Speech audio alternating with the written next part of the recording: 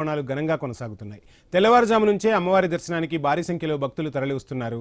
సాంప్రదాయ దుస్తుల్లో మహిళలు తలపై బోనాలు మోసుకొని వేపాకులు, పసుపు, బెల్లం వండిన అన్నంతో అలంకరించిన నైవేద్యాన్ని అమ్మవారికి సమర్పిస్తున్నారు.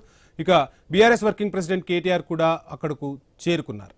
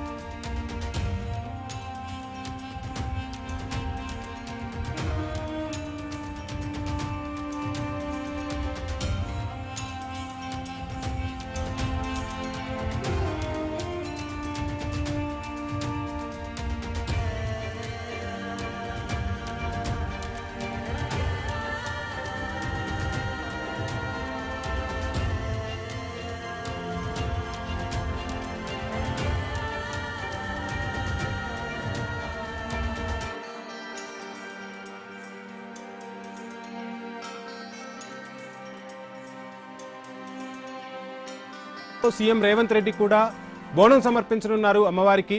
చిన్న పెద్ద అని తేడా లేకుండా ప్రతి ఒక్కరూ కూడా ఈరోజు లష్కర్ బోనాల ఉత్సవాల్లో పాల్గొంటూ తెలంగాణ సాంస్కృతిక వైభవాన్ని దశ దిశేలా చాటి చెప్పేలా ఉత్సవాలైతే జరుగుతూ ఉన్నాయి. ఇక అక్కడ ఏర్పాట్లు కూడా అధికారులు ఘనంగా చేశారు. ఎవరికి ఎటువంటి ఇబ్బంది లేకుండా మహిళల కోసం ప్రత్యేక క్యూ లైన్లను ఏర్పాటు చేశారు.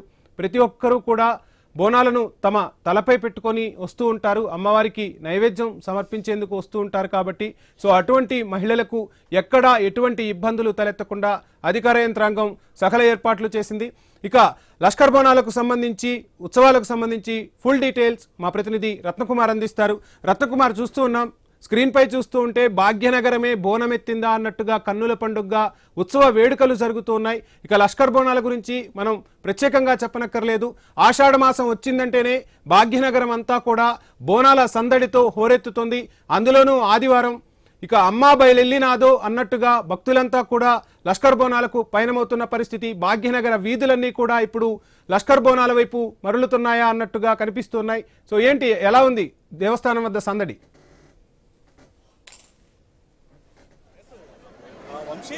ప్రస్తుతం లష్కరు బోనాల సందడి వాతావరణం కనిపిస్తోంది. ఉజ్జయిని మహంకాళి అమ్మవారి ఆలయం వద్ద ఉదయం 6 గంటల నుంచే భక్తులు క్యూ కట్టారు. దాదాపు 5 గంటల నుంచి నిరంతరాయం భక్తుల సంఖ్య పెరుగుతుంది తప్ప ఏమాత్రం తగ్గదు. సో గంటల కొద్ది క్యూలో నిలబడైనా సరే బోనాన్ని సమర్పించాలని, అమ్మవారి దర్శనం చేసుకోవాలన్న ఉద్దేశంతో భక్తులు ఇక్కడ తరలిరావడం జరిగింది. ఒకసారి విజువల్స్ లో చూడొచ్చు, వేలాది మంది భక్తులు ఇక్కడకు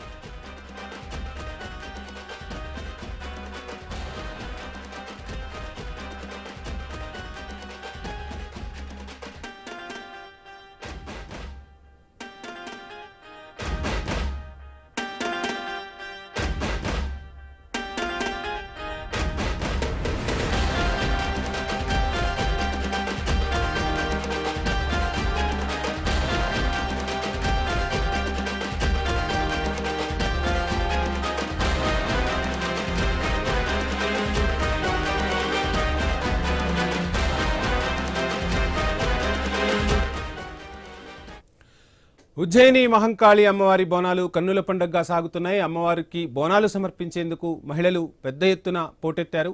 ఇక మహాహారతిలో పాల్గొన్నారు మంత్రి పొన్నం ప్రభాకర్. మరి కాసేపట్లో సీఎం రేవంత్ రెడ్డి కూడా బోనం సమర్పించనున్నారు. ఇప్పటికే సజ్జనార్ తన కుటుంబ సభ్యులతో లష్కర్ బోనాల ఉత్సవాల్లో పాల్గొన్నారు. రేపు రంగం కార్యక్రమం జరగబోతోంది.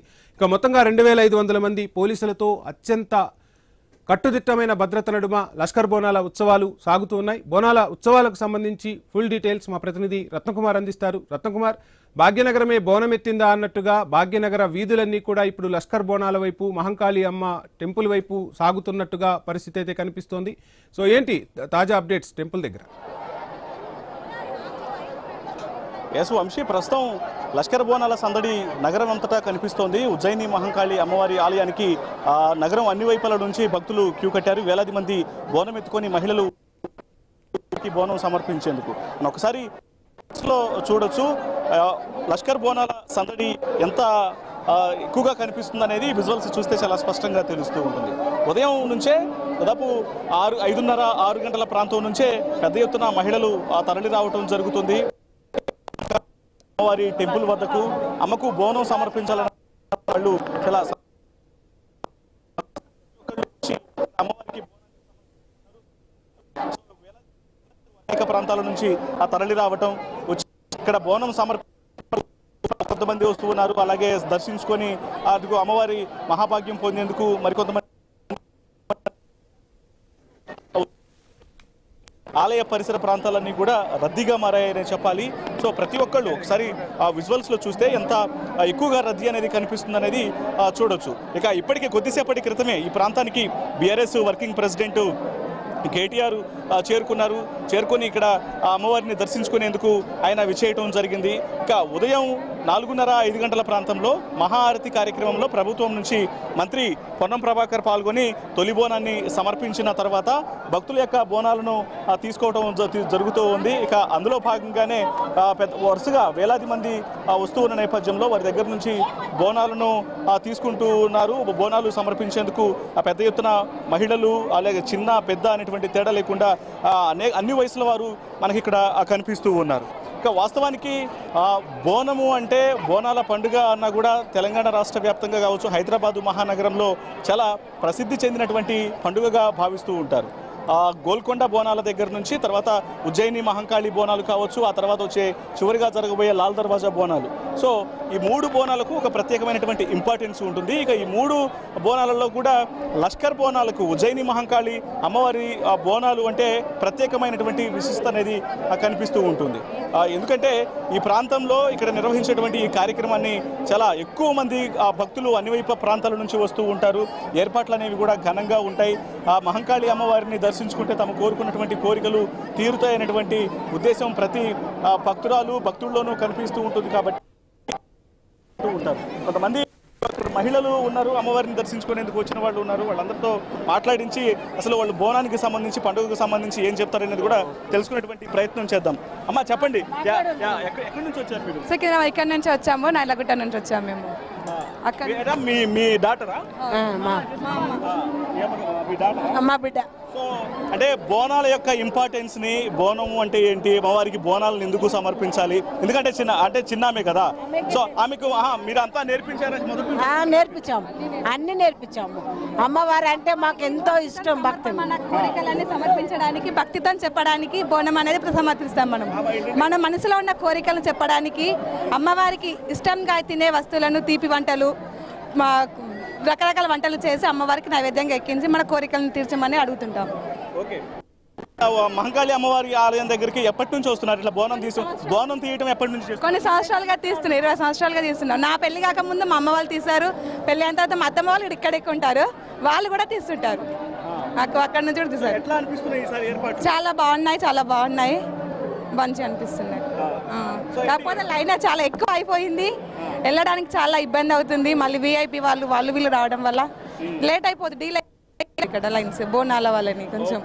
సో గతంలో మీరు బోనాలను చూశారు, ఇక్కడే అమ్మవారి ఆలయం దగ్గర బోనాల ఏర్పాట్లు చూశారు, ఇప్పుడు సంవత్సరం చూస్తూనే ఉంటున్నామని చెప్తున్నారు. ఎట్లాంటి తేడాలను గమనిస్తారు? సంవత్సరం భక్తులు పెరిగిపోతూ ఉన్నారు. ఇంకా ఇక్కడ అమ్మవారి దగ్గర చాలా బాగా జరుగుతుంది. ఇంకా అమ్మవారి దగ్గరికి భక్తులు ఎక్కువ మంది రావడం జరుగుతుంది, బోనాలు ఎక్కువ సమర్పించడం జరుగుతుంది.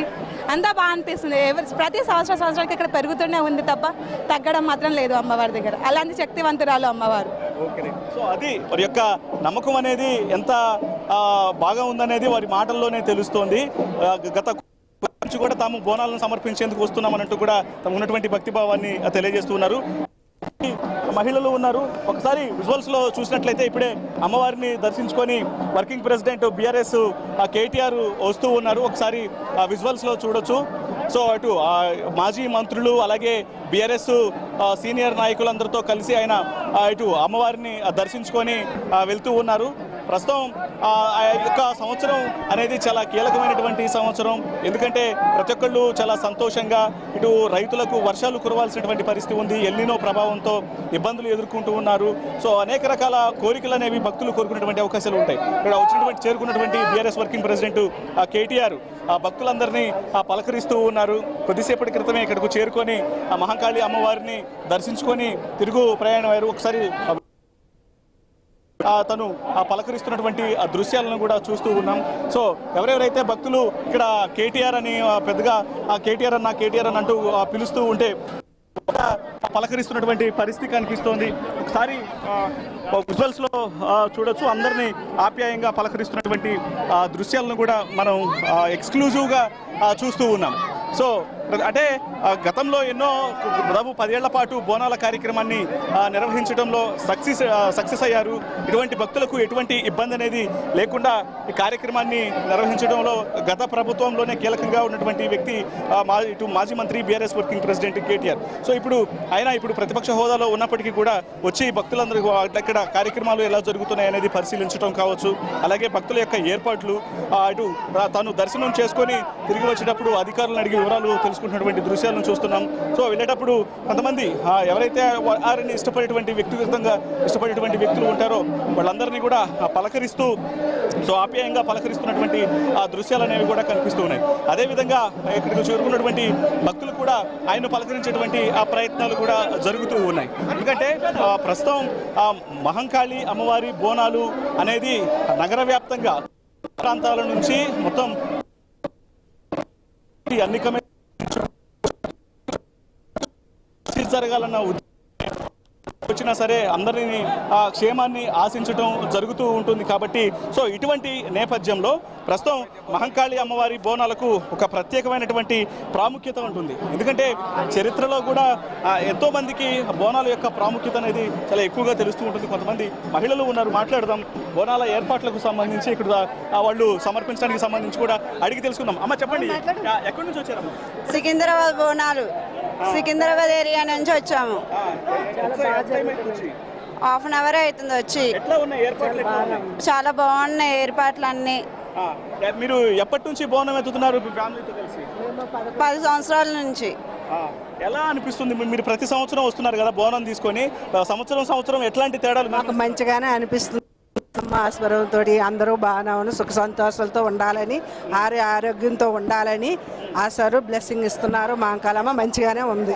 సో మీ పాపనా? మా పాపనండి. సో నేర్పించారా బోనం అంటే ఏంటి, అమ్మవారి ఇక్కడ మహంకాళి అమ్మవారి అంటే ఏంటి, ఎలా ఉండాలి, ఆరోగ్యంతో ఉన్న వాళ్ళందరూ హ్యాపీగా ఉండాలి, మంచిగా ఉండాలి, అందరూ ప్రజలందరూ కూడా ఎమ్మెల్యేలు, ఎంపీలు, సీఎం అందరూ కూడా మంచిగా ఉండాలి అని మనస్ఫూర్తిగా కోరుకుంటున్నాం.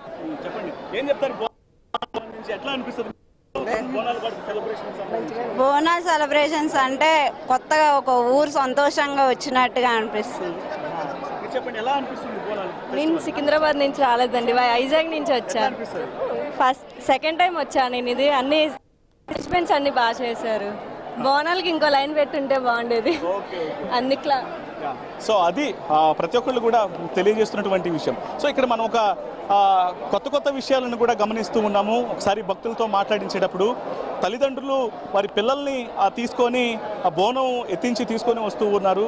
సో వాళ్ళకు బోనాల యొక్క ఇంపార్టెన్స్ను తెలియజేస్తూ ఉన్నారు. బోనాలు అంటే ఏంటి, అసలు బోనాల యొక్క ప్రాముఖ్యత ఏంటి, అమ్మవారికి బోనం ఎందుకు సమర్పిస్తారు, సో ఈ విషయాలు జరుగుతూ ఉంటుంది.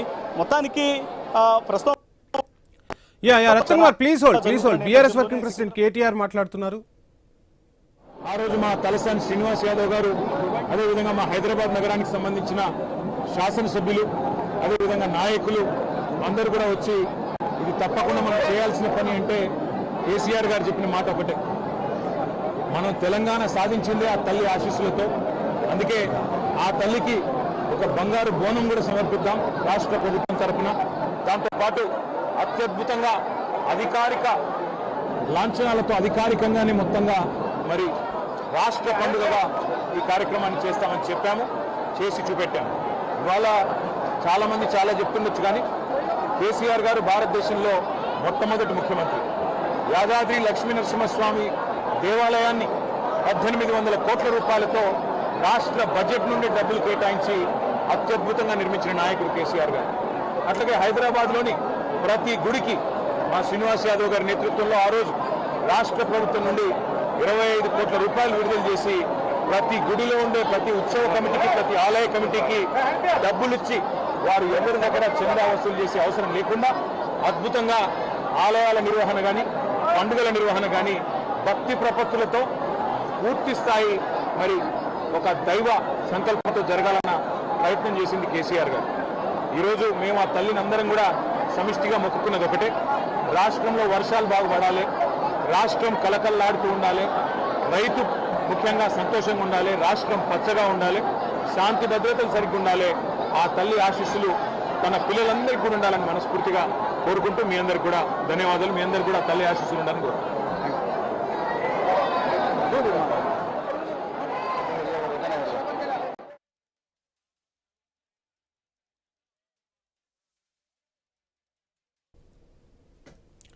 Yeah right Ratnakumar, BRS working president KTR కూడా చెప్తూ ఉన్నారు. సో తెలంగాణ వచ్చినప్పటి నుంచి కూడా ఈ పండుగను అత్యంత వైభవంగా నిర్వహిస్తున్నాం, ప్రభుత్వాలు మారినా మన సంస్కృతి సాంప్రదాయాలను కాపాడుకుందాం, అదేవిధంగా ముందుకు వెళ్తామంటూ కూడా ఒక చక్కని పిలుపునైతే ఇచ్చారు. సో ప్రజల్లో కూడా మనం చూస్తూ ఉంటాం, తెలంగాణ సాంస్కృతిక వైభవం అంటే అటు బతుకమ్మ ఇటు బోనం కూడా గుర్తొస్తుంది. ఇప్పుడు ఆషాఢ మాసానికి సంబంధించి బోనాల జాతర ప్రపంచవ్యాప్తంగా కూడా ఒక గుర్తింపు వచ్చింది. ఇక తెలుగు రాష్ట్రాల్లో మన సాంప్రదాయం అంటే తెలంగాణ సంస్కృతి సాంప్రదాయాల గురించి కూడా పెద్ద ఎత్తున చర్చ సాగుతుంది. అమ్మవారికి నైవేద్యాన్ని పెట్టడం, అదేవిధంగా అప్పట్లో ప్లేగు వ్యాధికి సంబంధించి ఆ ప్లేగు వ్యాధి నివారణ జరిగితే అమ్మలను కొలుస్తాం, పూజిస్తామంటూ కూడా అప్పటి ఉన్న ప్రజలు ఏ విధంగా అయితే ఆ సాంస్కృతిక వైభవాన్ని కొనసాగిస్తూ వచ్చారో నేటి యువతరం కూడా సంస్కృతి సాంప్రదాయాలను పాటిస్తూ వస్తుంది. ఎలా చూడొచ్చంటారు ఈ సాంస్కృతిక వారసత్వాన్ని?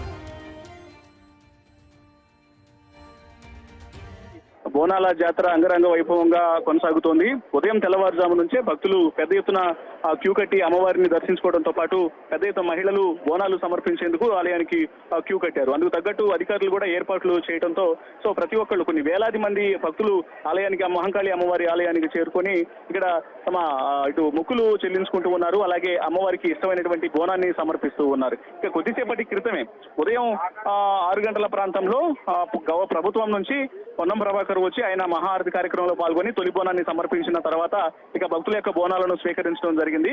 కొద్దిసేపటి క్రితమే ఇక్కడకు మాజీ మంత్రి బీఆర్ఎస్ వర్కింగ్ ప్రెసిడెంట్ కేటీఆర్ చేరుకొని మహంకాళి అమ్మవారిని దర్శించుకొని ఆయన ఇక్కడకు వచ్చినటువంటి భక్తులందరినీ కూడా పలకరించడం జరిగింది. సో యోగక్షేమాలను అడిగి తెలుసుకున్నారు. ఇక కేటీఆర్ రావడంతో ఇక్కడకు వచ్చినటువంటి భక్తులందరూ కూడా ఆయన్ను పలకరించేటువంటి ప్రయత్నించి ఎందుకంటే గత 10 సంవత్సరాలు గతంలో ఇటు ఎన్నో ప్రతి 10 ఏళ్ల పాటు అమ్మవారి ఇటు బోనాల పండుగను గ్రాండ్ గా సెలబ్రేట్ చేయడంలో, సక్సెస్ఫుల్ గా నిర్వహించడంలో వారి పాత్ర అనేది చాలా కీలకంగా ఉండేది. సో అటువంటిది ఇప్పుడు ఆయన ప్రతిపక్షంలో ఉన్నప్పటికీ కూడా సో వచ్చి అమ్మవారిని దర్శించుకొని భక్తులందరినీ యోగక్షేమాలు అడిగి తెలుసుకున్నారు. అందరూ సంతోషంగా ఉండాలి, రాష్ట్రం సుభిక్షంగా ఉండాలి, వర్షాలు పడాలి, రైతులందరూ కూడా హ్యాపీగా ఉండాలి, వర్షం పడాలంటూ కూడా కోరుకోవడం జరిగింది. సో ఎటువంటి